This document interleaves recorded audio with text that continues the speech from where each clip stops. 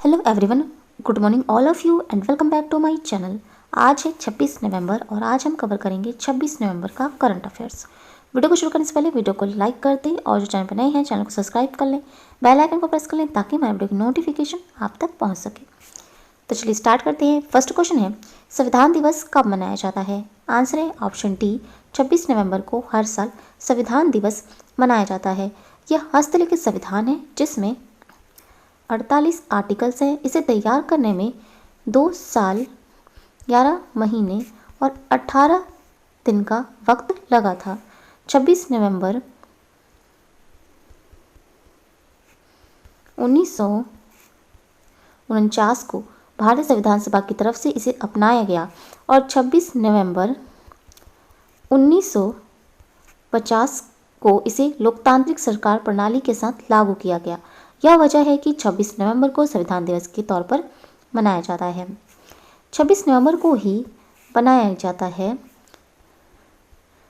संविभाग दिवस और 26 नवंबर को ही मनाया जाता है राष्ट्रीय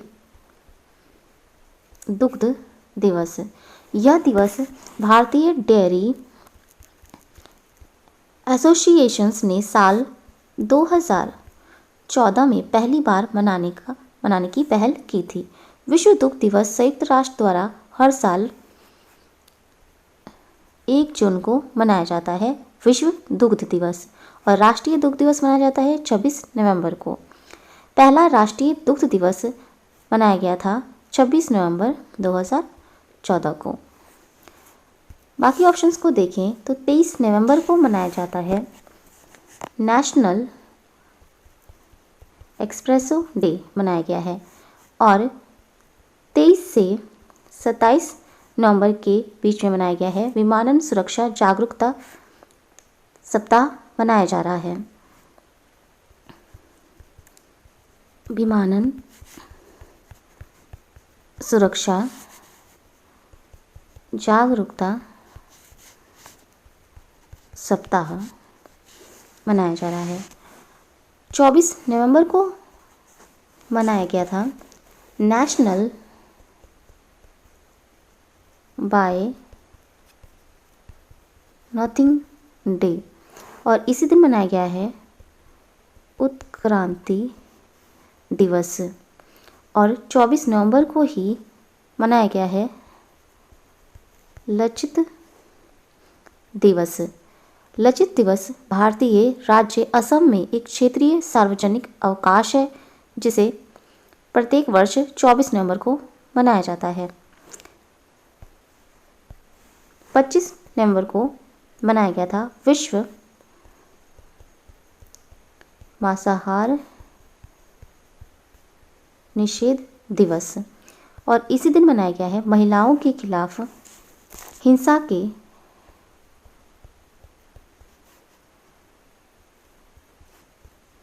उन्मूलन के लिए अंतर्राष्ट्रीय दिवस। इसकी थीम थी इस बार की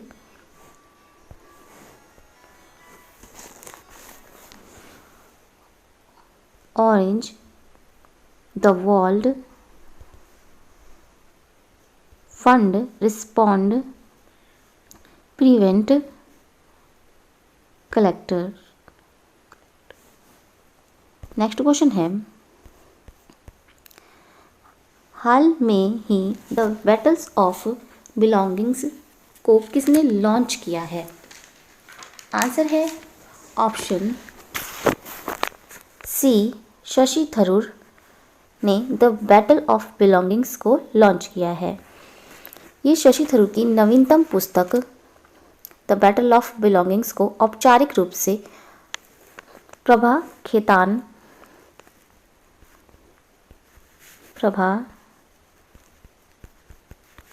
फाउंडेशन के सिग्नेचर्स इवेंट में किताब को लॉन्च किया गया था। यह शशि थरूर की 22वीं पुस्तक है जो भारत में वर्तमान सामाजिक, राजनीतिक और सांस्कृतिक मुद्दों को उजागर करती है। किताब कोलकाता के प्रभा खेतान फाउंडेशन का एक सिग्नेचर इवेंट है जिसकी परिकल्पना सुंदरदीप बुटोरिया ने की है। सुंदरदीप भटोरिया ने की है। नेक्स्ट क्वेश्चन है, हाल ही में भारत का नवीनतम यूनिकॉर्न स्टार्टअप कौन बना है? आंसर है ऑप्शन डी, कार्स24 भारत का नवीनतम यूनिकॉर्न स्टार्टअप बना है। कार्स24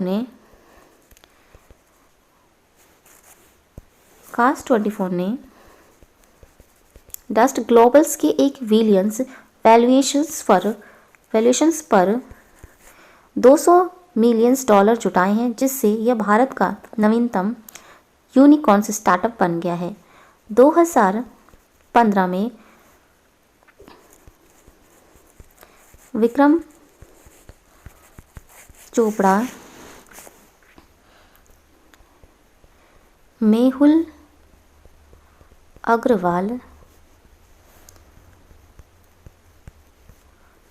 रुचित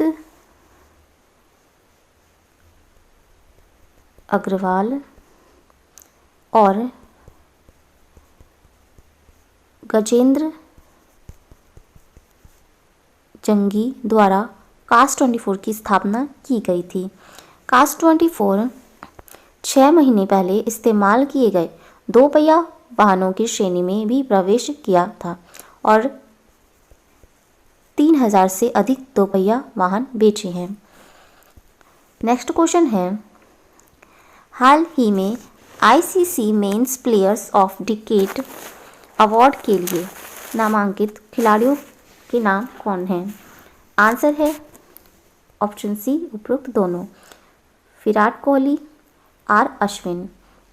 विराट कोहली अनुभवी ऑफ स्पिनर्स आर अश्विन सबसे प्रतिष्ठित ICC men's players of decades award के लिए नामांकित 7 खिलाड़ियों में से 2 भारतीय हैं। भारतीय कप्तान विराट कोहली सभी 4 पुरुषों की श्रेणियों में शामिल होने वाले एकमात्र खिलाड़ी हैं। अंतिम विजेताओं का निर्णय एक खिलाड़ी को प्राप्त मतों की संख्या के आधार पर किया जाता है। नेक्स्ट क्वेश्चन है, नाइट फ्रैंक्स के वैश्विक सूचकांक में 27वें स्थान पर कौन रहा? आंसर है ऑप्शन सी, दिल्ली। दिल्ली ने मुंबई और बेंगलुरु से बेहतर प्रदर्शन किया है और नाइट फ्रैंक्स के वैश्विक सूचकांक में 27वें स्थान पर है। एक सूचकांक जो लग्जरीज आवासीय संपत्तियों की वार्षिक मूल्य बढ़ोतरी को मापता है। मुंबई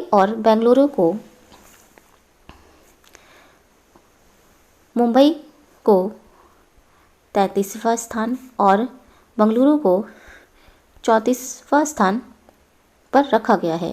वैश्विक स्तर पर दिल्ली को Q3 2019 Q3 2020 की अवधि के लिए 0.2% वार्षिक मूल्य बढ़ोतरी के साथ 27वें स्थान पर रखा गया है। दिल्ली भारत की राजधानी है और यहाँ के मुख्यमंत्री हैं अरविंद केजरीवाल और यहाँ के उपराज्यपाल हैं अनिल बैजल। नेक्स्ट क्वेश्चन है, संयुक्त राष्ट्र महासभा ने शरणार्थियों के लिए उच्चायुक्त के रूप में फिर से 2.5 साल के कार्यकाल के लिए किसे निर्वाचित किया है? आंसर है ऑप्शन ए, फिलिपो ग्रांडी को निर्वाचित किया है। 23 नवंबर 2020 को संयुक्त राष्ट्र महासभा ने शरणार्थियों के लिए उच्चायुक्त के रूप में फिलिंदो ग्रांडिस को फिर से 2.5 साल के लिए कार्यकाल के लिए निर्वाचित किया। शरणार्थियों के लिए फिर से नियुक्त उच्चायुक्त ग्रांडी इतालवी हैं और 1 जनवरी 2016 से इस पद पर कार्य कर रहे हैं। इनके पास संयुक्त राष्ट्र के शरणार्थियों मामलों में काम करने का 30 साल का अनुभव है। संयुक्त राष्ट्र महासभा शरणार्थी UNHCR की स्थापना की गई थी 1 दिसंबर 1950 में और इसका मुख्यालय है जिनेवा, स्विट्जरलैंड में। नेक्स्ट क्वेश्चन है 2021 में अंतर्राष्ट्रीय वायु परिवहन संघ के महानिदेशक और CEO के रूप में कौन चुने गए हैं? आंसर है ऑप्शन ए विली वॉल्स। पूर्व अंतर्राष्ट्रीय एयरलाइंस समूह के CEO विलिंग्स वॉल्स 2021 में अंतर्राष्ट्रीय वायु परिवहन संघ के महानिदेशक और CEO चुने गए हैं। इन्होंने अलेक्जेंडर डे जुनियाक की जगह लेंगे। ये डी जुनियाक 31 मार्च 2021 को अपने पद से हट जाएंगे। इन्होंने एयर फ्रांस KLM के अध्यक्ष और CEO के रूप में प्रस्थान के बाद सितंबर 2016 से संगठन का नेतृत्व किया है। नेक्स्ट क्वेश्चन है हाल ही में KSCDL ने ET सरकार ग्लोबल स्मार्ट सिटीज फोरम्स 2020 में किसे विजेता घोषित किया है? आंसर है ऑप्शन ए नागालैंड में Kohima smart cities development limited KSCDL को कोहिमा सिटीज वाईफाई फेज 1 परियोजना के लिए best digital initiatives of the year technology श्रेणी के तहत ET सरकार ग्लोबल स्मार्ट सिटीज फोरम 2020 में विजेता घोषित किया है। इसका मुख्य उद्देश्य है सार्वजनिक स्थानों पर लोगों के लिए सस्ती कीमत पर इंटरनेट एक्सेस प्रदान करना और आपातकालीन सेवाओं के लिए बेहतर कवरेज के साथ वास्तविक समय के साथ आपातकालीन सेवाओं के लिए डेटा तक त्वरित पहुंच प्रदान करना है। नागालैंड राज्य की राजधानी है कोहिमा और इसका गठन किया गया था 1 दिसंबर 1963 में और यहाँ के मुख्यमंत्री हैं नेफ्यू और राज्यपाल यहाँ के हैं RN रवि। नेक्स्ट क्वेश्चन है हाल ही में ऐतिहासिक मून मिशन चैंग E5 को किसने लॉन्च किया है? आंसर है ऑप्शन बी चीन ने पहली बार चांद पर नमूनों को एकत्र करने के लिए ऐतिहासिक moon mission Chang E5 launch किया है। इस मिशन का उद्देश्य लूनार नमूनों से संबंधित ऑन साइट विश्लेषण डेटा प्राप्त करने के साथ साथ चांद से इकट्ठा किए नमूनों का व्यवस्थित और दीर्घकालीन प्रयोगशाला विश्लेषण करना है। यह 40 से अधिक वर्षों में दुनिया का पहला मून सैंपल मिशन है। अब तक केवल 2 राष्ट्र अमेरिका और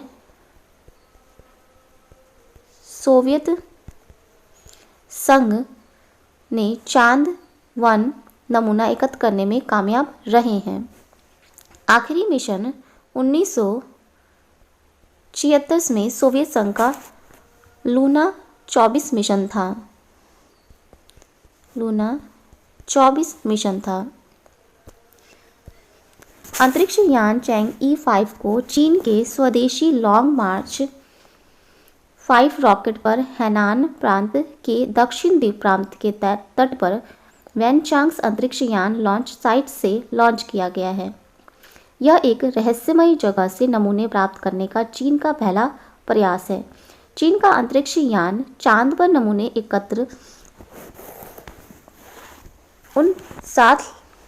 एकत्र करके उनको साथ लाएगा। यदि चीन का यह मिशन सफल हो जाता है तो वह तीसरा राष्ट्र बन जाएगा, जिससे चांद पर नमूना एकत्र किया है। नेक्स्ट क्वेश्चन है, हाल ही में 48वें अंतर्राष्ट्रीय एमी अवार्ड्स 2020 में बेस्ट डाटा सीरीज का पुरस्कार किसने जीता है?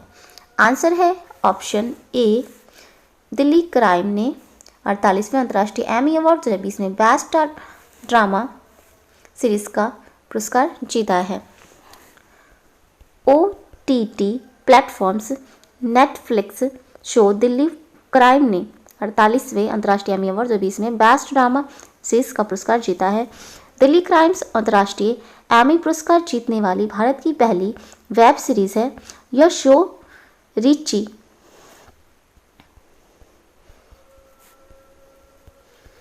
मेहता द्वारा लिखित और निर्देशित है और इसमें अभिनेत्री शेफाली शाह ने मुख्य किरदार निभाया है। बेस्ट ड्रामा सीरीज है दिल्ली क्राइम और बेस्ट कॉमेडी सीरीज है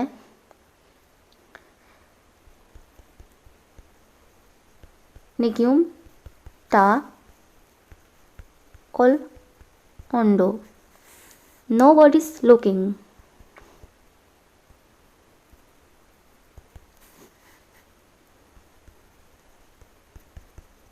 ये ब्राजीलियन कॉमेडी सीरीज है। बेस्ट एक्ट्रेस है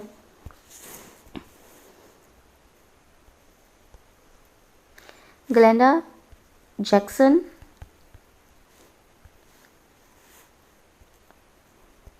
एलिजाबेथ इज मिसिंग, ये यूनाइटेड किंगडम की हैं। बेस्ट एक्टर है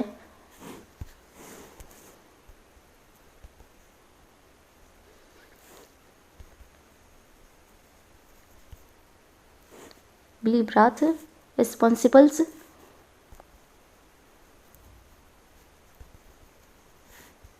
चाइल्ड, ये भी यूनाइटेड किंगडम के हैं। नेक्स्ट क्वेश्चन है, भारत की एकमात्र company Adani ports and special economics zone APSEZ, जिसने Dow Jones sustainabilities emerging markets index 2020 के परिवहन और परिवहन बुनियादी ढांचा क्षेत्र में कौन सा स्थान प्राप्त किया है?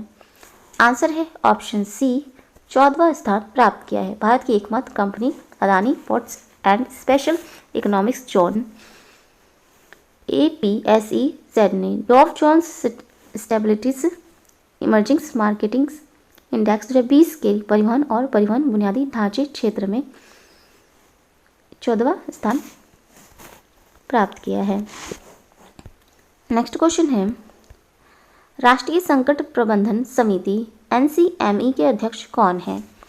आंसर है ऑप्शन डी, कैबिनेट सचिव। भारत सरकार के शीर्ष कार्यकारी अधिकारी और वरिष्ठतम सिविल सेवा राष्ट्रीय संकट प्रबंधन समिति के अध्यक्ष हैं। राष्ट्रीय संकट प्रबंधन समिति NCMC की संरचना में मौजूद अन्य सदस्य मंत्रालयों, विभागों के सचिव और विशिष्ट आपदा प्रबंधन जिम्मेदारियों वाली एजेंसियां हैं। राजीव गौबा केंद्रीय कैबिनेट सचिव हैं। इन्होंने वीडियो कॉन्फ्रेंसिंग के माध्यम से आंध्र प्रदेश, तमिलनाडु और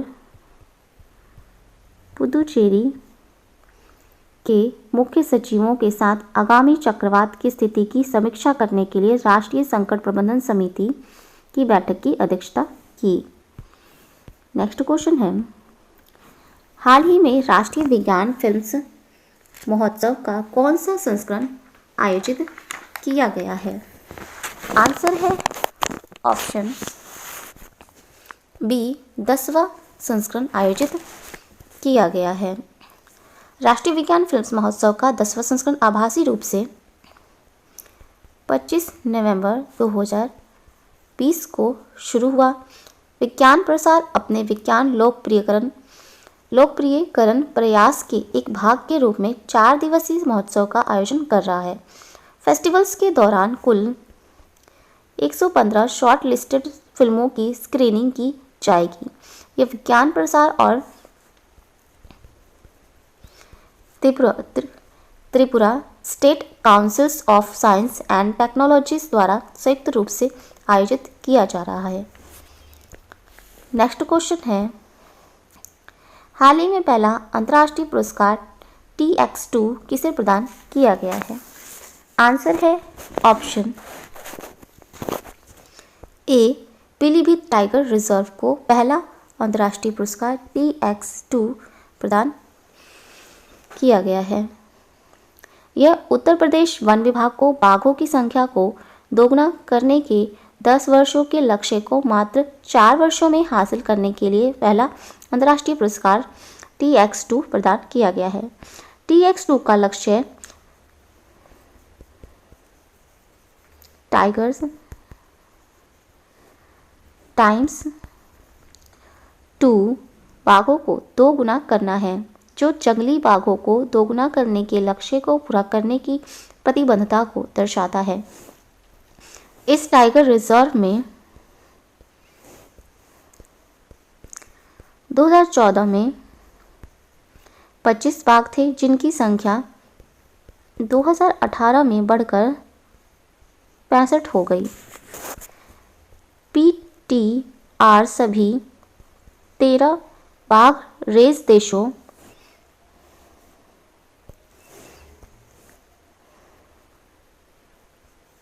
PTR 13 बाघ रेंज देशों भारत, बांग्लादेश, भूटान,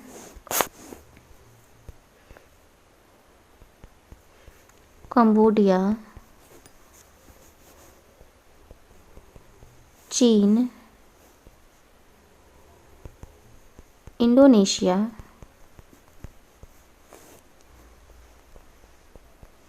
लाओ, PTR